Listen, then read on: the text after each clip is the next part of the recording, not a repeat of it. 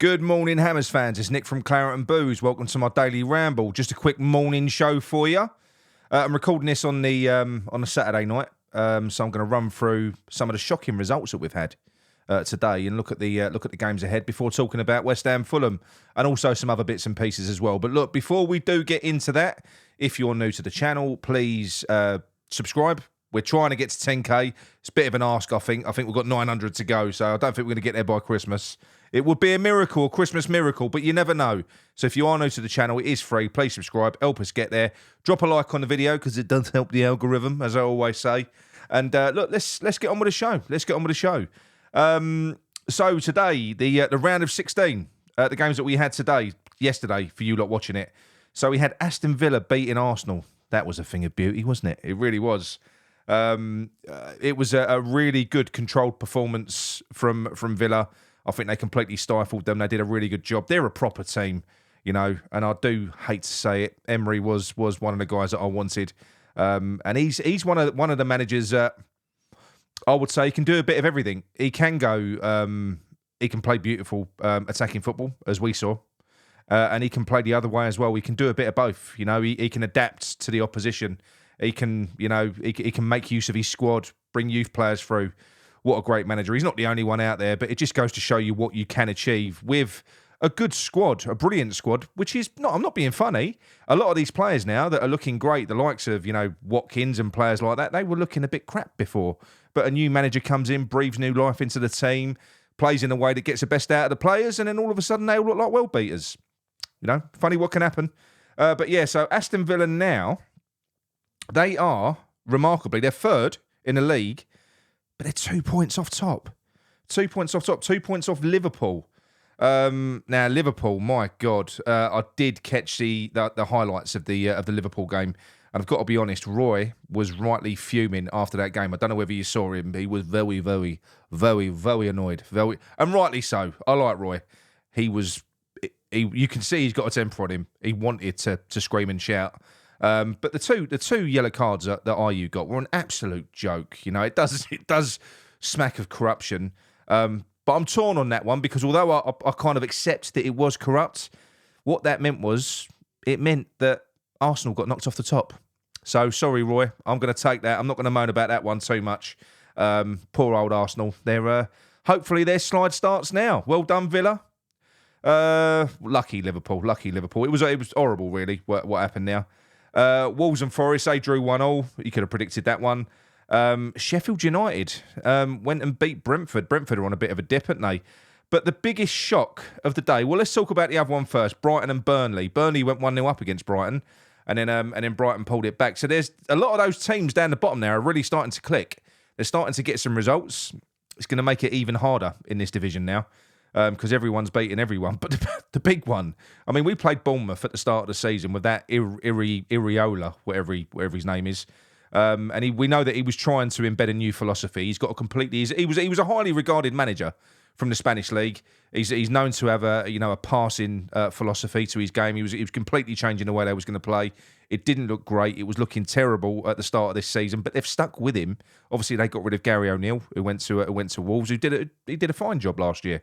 But they got rid of him. They showed a bit of ambition. And this guy he's not just winning games. He's blowing teams away. They went away to Man United and beat them. They beat them 3-0. I mean, if you go into... Let's have a look at Bournemouth's games quickly. 1 minute. So their results just recently, they went away to Man U. They won 3-0. They went away to Palace and won 2-0. They drew 2-2 at home to Aston Villa, who we know are flying. They battered Sheffield United 3-1, and they beat Newcastle at home 2-0. Absolutely mad, you know. Before that, the results were a bit all over the place. They beat Burnley, you know, who everyone has been beating, although they do look like they're going as well. But yeah, it looks like they've found an absolute gem of a manager, you know. And it just goes to show you sometimes you've got to allow these managers to kind of embed their philosophy, give them a little bit of time, and be a bit ambitious. You know, if Bournemouth can be ambitious, why can't we? You know, play football the right way. That's what I say. Yeah, so shocking, really. And if you look at that, the way that's left the table today, obviously we're still in 9th place, but we're in a very healthy position. We are. This is not the most successful Premier League season, as has been reported by many people. It was all over Twitter. It's been reported on a few channels as well. It's not even David Moyes' most successful Premier League season after 15 games. 21-22 was David Moyes' best season. This is a few points down. In fact, Sam Allardyce in his last season was more points than this after 15 games. So I don't know where that stats come from, but why let the truth get in the way of a good lie? Why let the truth get in the way of a good lie? But nonetheless, it has been a solid start in terms of results. We are in the quarterfinals of the EFL Cup. Currently, we're top of the league. That's going to be determined definitively on Thursday night when we play Freiburg at home. It's a massive game, that is. And that's going to kind of dictate the type of team that we put out against Fulham, because Moyes has got he's got a decision to make, isn't he, on that one, or a couple. But yeah, so we sit ninth. We're currently 3 points off of fifth place Tottenham. That's where we are at the moment. I think if we win, we go above Man United, who are also on 27 points, and they've got a worse goal difference. And they played today. Obviously, they got battered at home by Bournemouth. So Ten Hag's going to get the bullet. You can guarantee he's going to get the bullet before we play them. That's always the way. That is always the way. But we'll look up. We won't look down. We'll look up. So if we get the win, then we could quite conceivably be, sixth place, seventh place, sixth place, because Newcastle are playing tomorrow as well. They're 2 points ahead of us. They are, aren't they? Yes, they are. They are. Below us, well, look, I'll tell you the same. There's a big gap below us now. You've now got 5 points. There are 10th, 11th, 12th place and 3rd. So there's 4 teams on 19 points. Chelsea, Brentford, Wolves and Bournemouth are 5 points behind us in the league. Obviously, we need to keep on winning, but we have been winning. We've been playing terribly, but we have been picking up points. So look, at the very least, let's hope that the results keep coming in. All right, I don't hold out much hope for the entertainment side of it, but whatever. I think I've just got to stop fucking hoping that we're going to get that. At least if we get in the results, it kind of takes the sting out of it a little bit, I suppose, to a degree. Yeah, so the games today. So let's have a look. 1 minute. Sorry about this. If I go into Premier League, so the fixtures for today.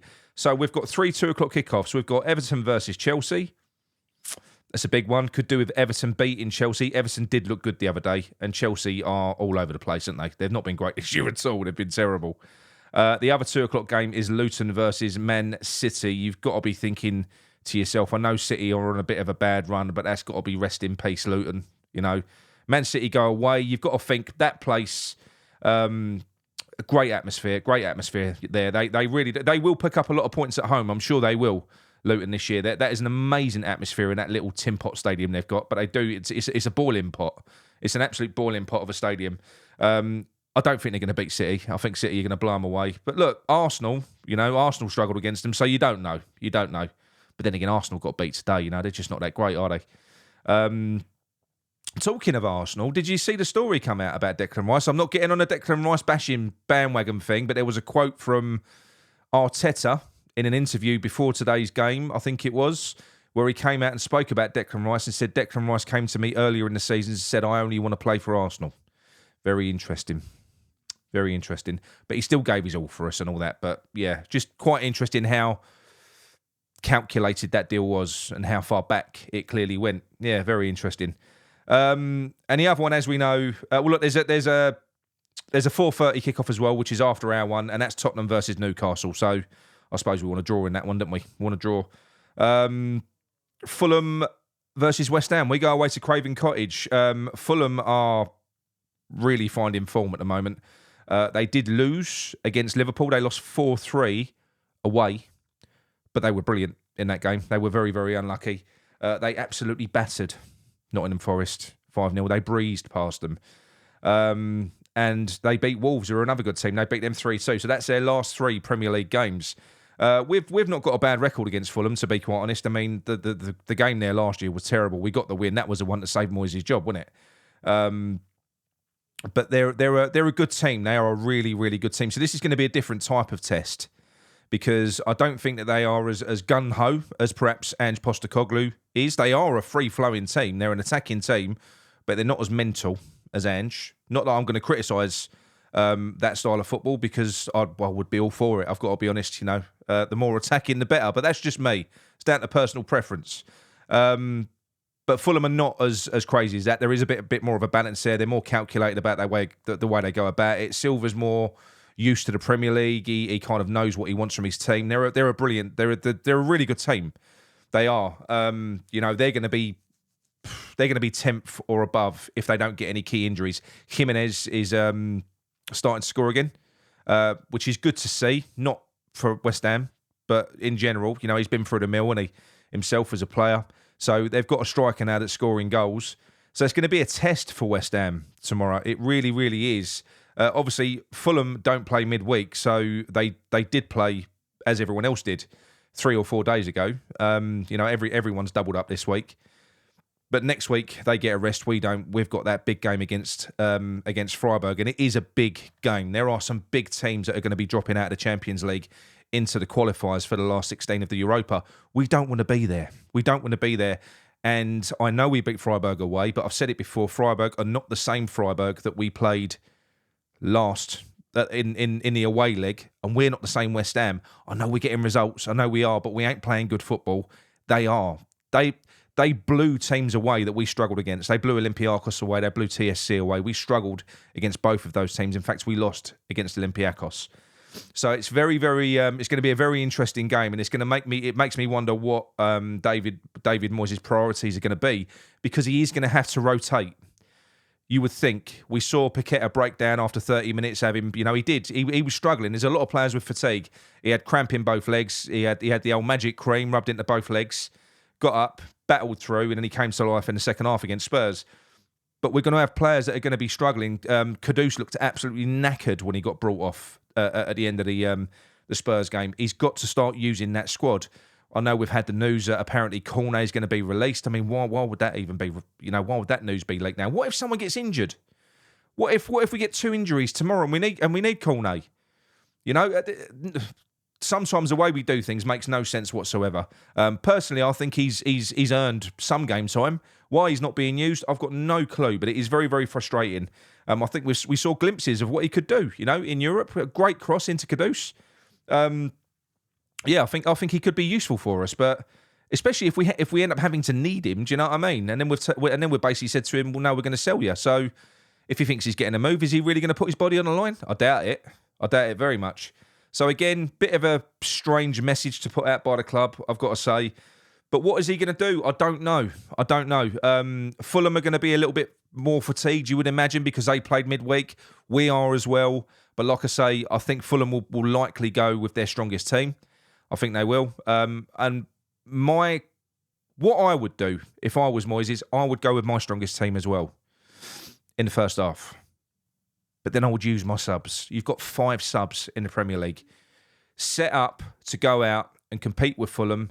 They will tire in the second half as well. Match them. You don't want to go a goal down, because you can't keep on reeling games back in from going behind. You can't do it.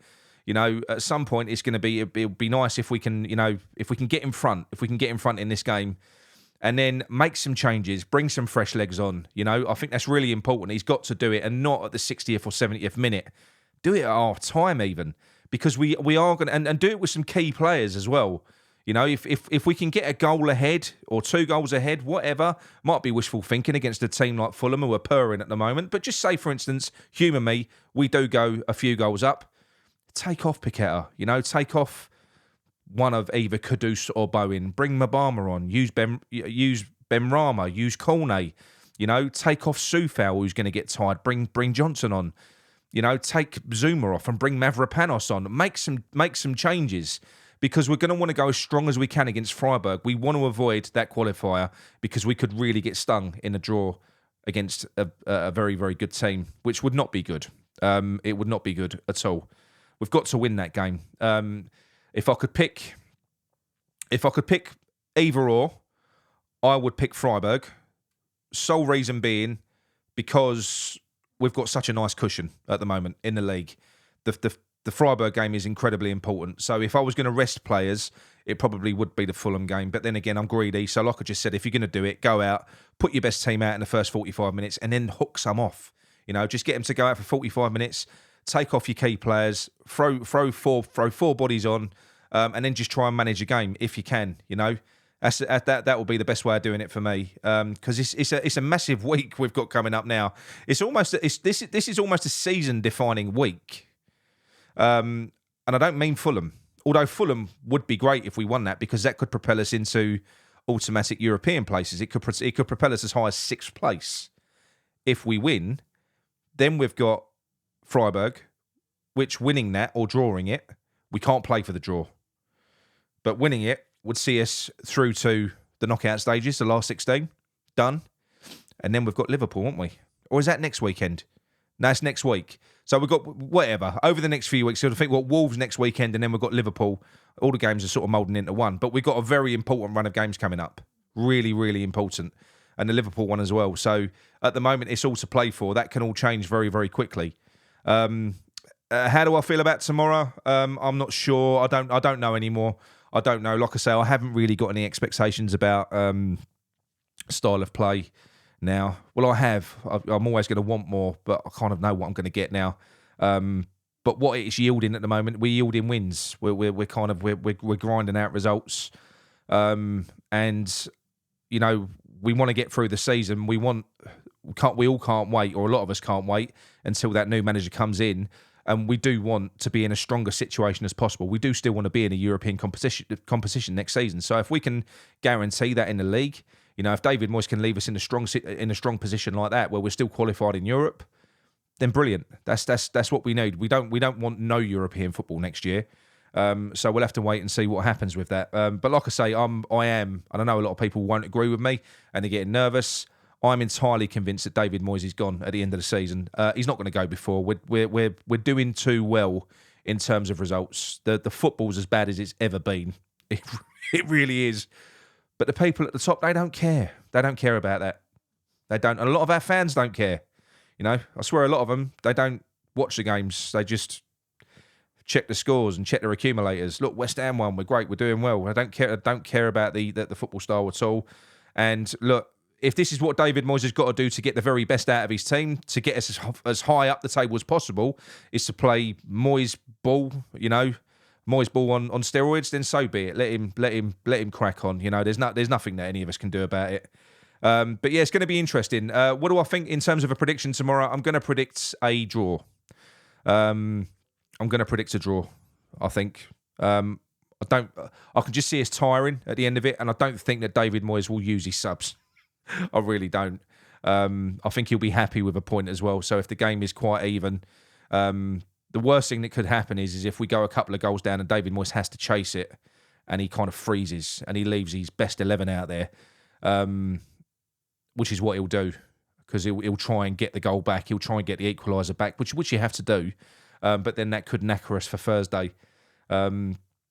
And the big one about that, I'll talk briefly on. We'll talk more about Freiburg another time. But the big one for me with Freiburg is I kind of think that the TSC result could work against us a little bit. That late goal, because if we'd have lost it, then we'd have had to have gone out, and winning would have been the only option against Freiburg.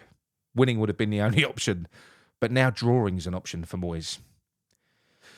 That could be a little bit of a problem. It could be. He could set out to low block it and try. And like I say, they're purring at the moment. I don't know what we're going to see. Typically, we're great in Europe. But all I'm saying is it could play out that way. If he does set up for a draw, I worry. He's got to go for the win in that one.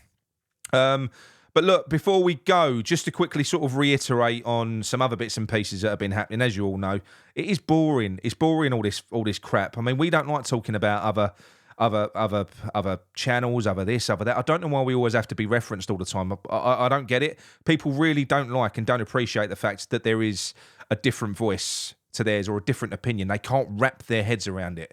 And what frustrates me most is a lot of the time, a lot of the voices on Twitter, on YouTube, a lot of them, they're flip-floppers.